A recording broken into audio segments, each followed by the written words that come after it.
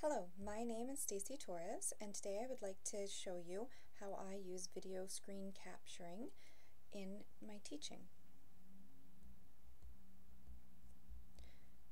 I am a member of the Ontario College of Teachers, and I teach math and computer science.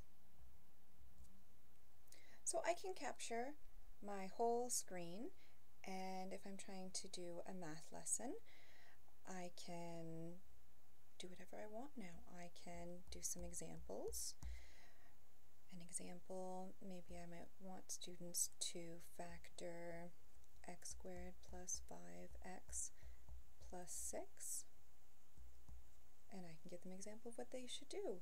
You're looking for something that multiplies to make 6 and adds to make 5. So this is an example I could continue to do for students. What else can I do with video capture? I can show students how to do something useful, like finding software, downloading software. So here I have GeoGebra, and maybe I want my students to navigate to it. I want to give them some instructions. I want to record it ahead of time. So I can show them if you have Windows, if you have Mac, if you have a tablet, if you have a phone. These are the different choices of what you can download. Please pick the appropriate one, and I can go through all the steps for that. I could show them how to use an online graphing calculator. Here's my favorite.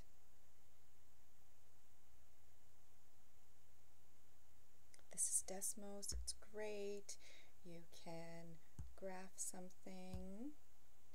You can do several graphs.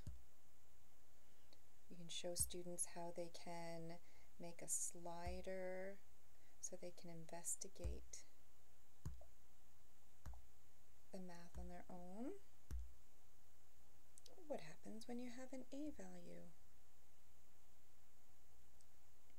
So being able to capture my screen and make a video is very helpful.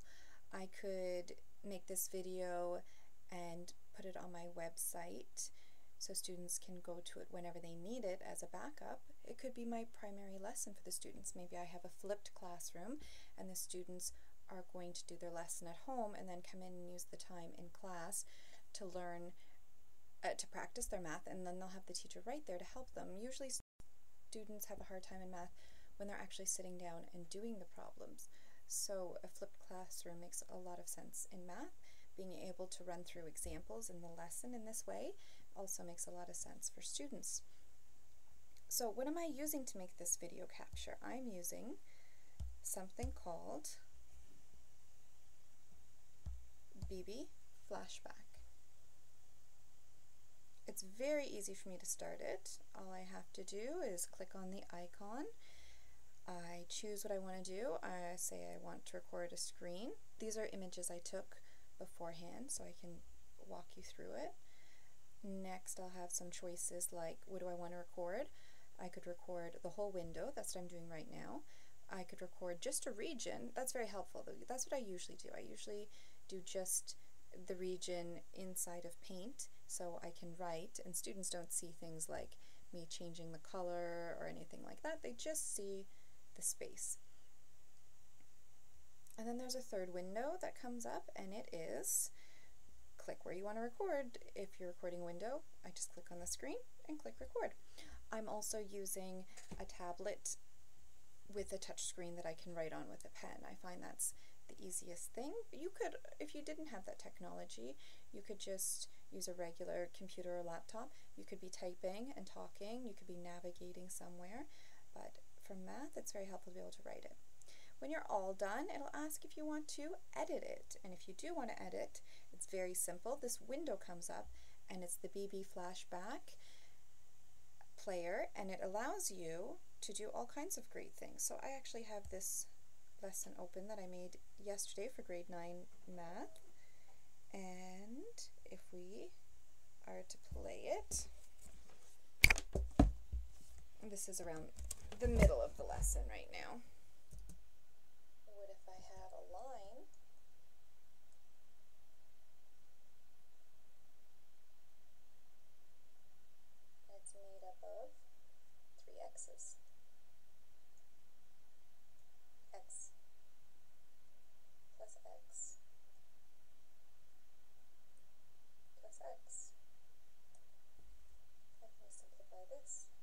So see, in this example, I just recorded the window.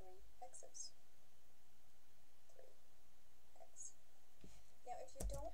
So I could be reviewing a lesson and realize, I don't know, that algebra might be a little hard for them, not sure if they're going to get it, and this would be a great time, instead of re-recording the entire video, to just add a little something extra. So I'm going to go back right to the end of that.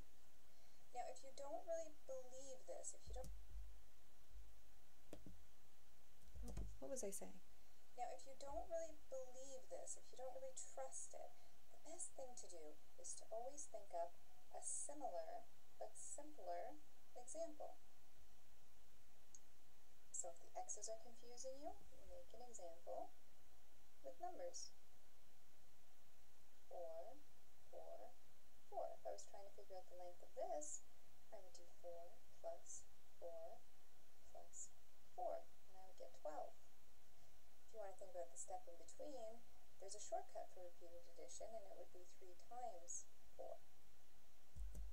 Maybe I get to the end of this and realize some students might need more practice with repeated addition being equal to multiplication, so I could add a little text box.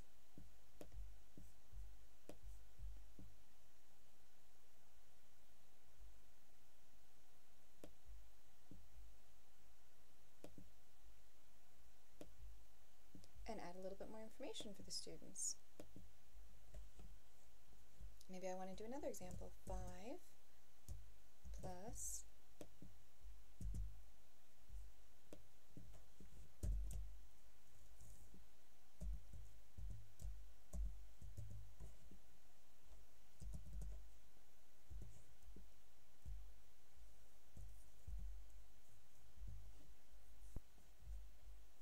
and there's a bunch of choices about how you want it to appear. But basically, when you replay it, so the text box came up, it didn't last long enough, so what's a choice?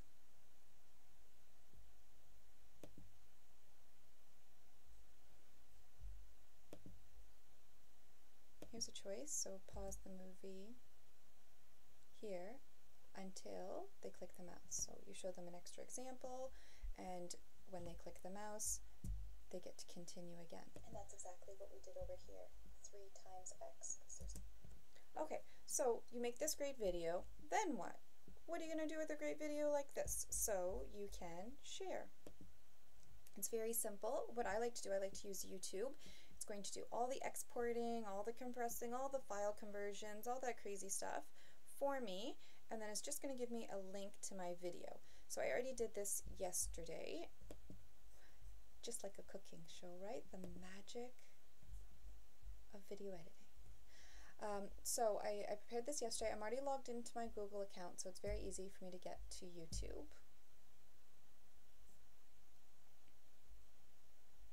And to my channel.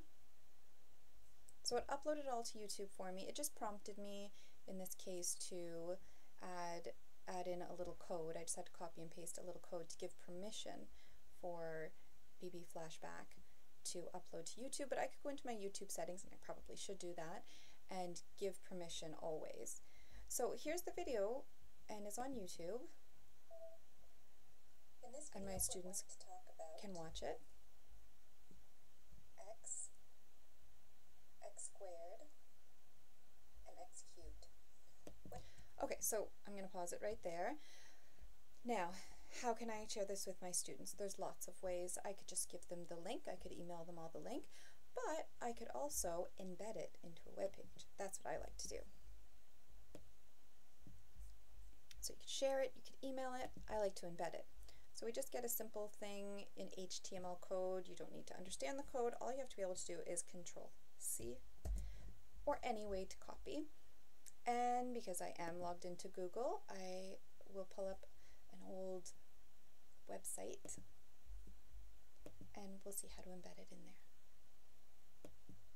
Now, a lot of schools are talking about, a lot of school boards are talking about using Google Classrooms. It's free. It's similar to Desire to Learn in the way that it it's a learning management system. It has tracking, it has a lot of strength to it. A lot of teachers right now are using Google Sites or blogs or things like that, but it can't really track. Have the students logged in? Have they done anything? Google Classroom allows you to track what students have submitted their work, when they submitted it. You can create like a template assignment for them. They can view it, and they can, it's amazing. Google Classroom's amazing. So I can do this and embed the video into this Google website, because I only have a Google website right now. I don't have a Google Classroom, but I'm hoping maybe someday I will. So all I have to do is edit the page, not much more complicated than anything else, and I will add my video. Maybe I want to go to a specific class. Oh, I already did this for you before. I don't want you to see that. Let me.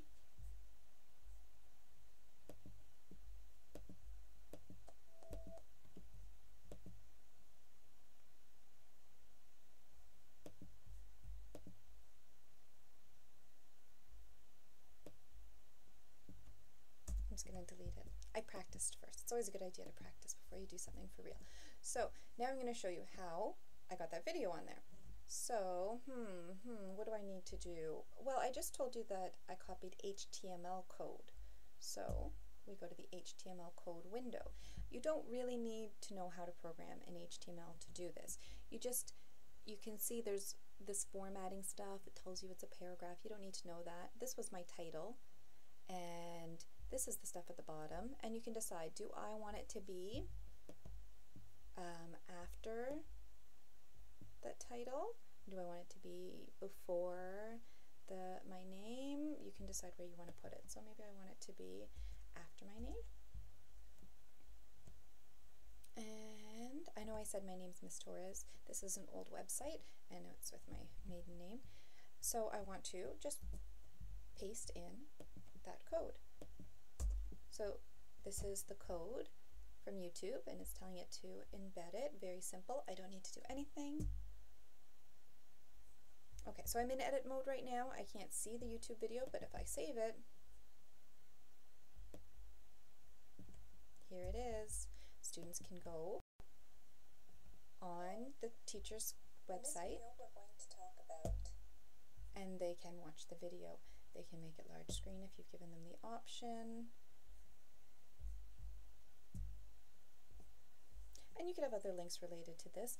And if you had a Google Classroom, you can track whether or not the students have actually watched it. So if you have a flipped classroom, you can make sure that they have done the lesson activities, so that when they come into class, they're ready to do the work portion. You could also just have a completely regular class. You could have a completely online class. You could have a blended, part online and part in class. The options are limitless. It's amazing. So I really like this software, BB Flashback, compared to some other ones, because they have a free version, and it is almost as good as their regular version. Not quite. It doesn't have editing power. It doesn't have those cool annotations, the text box that I added in. It doesn't have that, but the free version is great because it doesn't come with any spamware or spyware or anything like that. I saw some other video screen capture software, and it was full of advertisements, and I was really concerned when I downloaded it because it also downloaded a whole slew of other things like toolbars and other things running in the background that I don't trust. So I think that BB Flashback is a great choice. Thank you for watching my video.